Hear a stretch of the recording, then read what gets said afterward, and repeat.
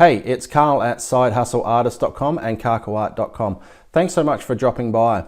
When establishing prices for an exhibit, some artists have a tendency to price their work too low and sometimes too high.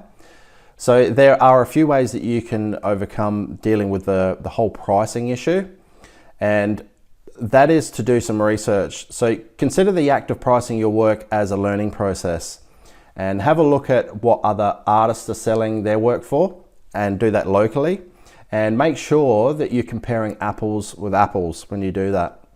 What I mean is, if you paint fine art landscapes, avoid comparing the potential price of your work with an artist who paints big abstracts, for example. So visit local galleries, exhibits, also festivals, and take note of the artists who are selling their work on a regular basis.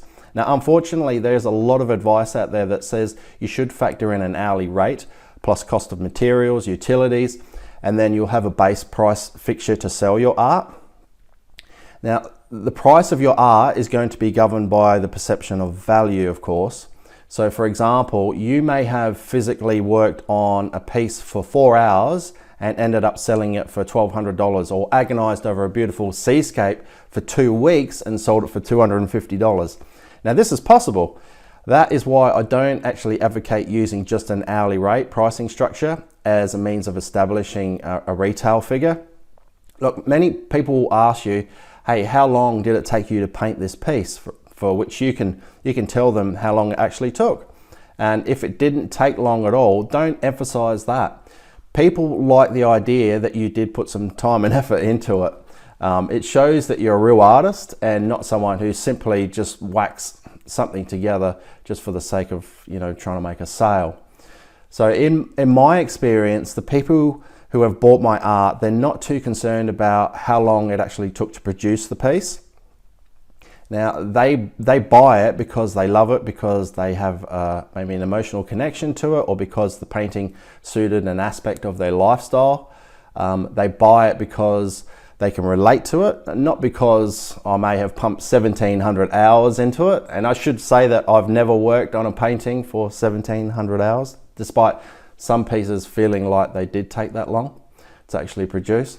If a painting didn't take very long to produce at all, and somebody does ask you about how long it took to put it together, you can incorporate things like the time you spent on preparation sketches.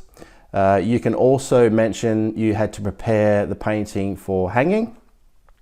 You had to treat the piece with varnish, and you also had to get it framed. Now, this will help to validate the work involved in getting the piece ready for sale. So just remember my motto: always have a marketing mindset. So keep it honest, keep it easy to understand, but also be creative and informative, and you'll add perceived value to your business as an artist.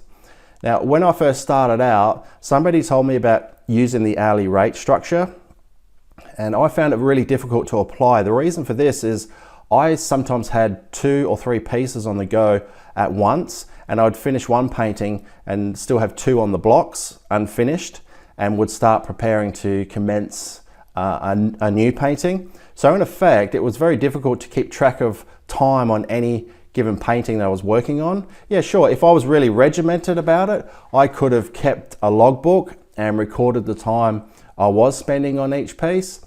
But I have to be completely honest, I'm simply not structured that way. So maybe I should be, but I seem to be doing okay so far.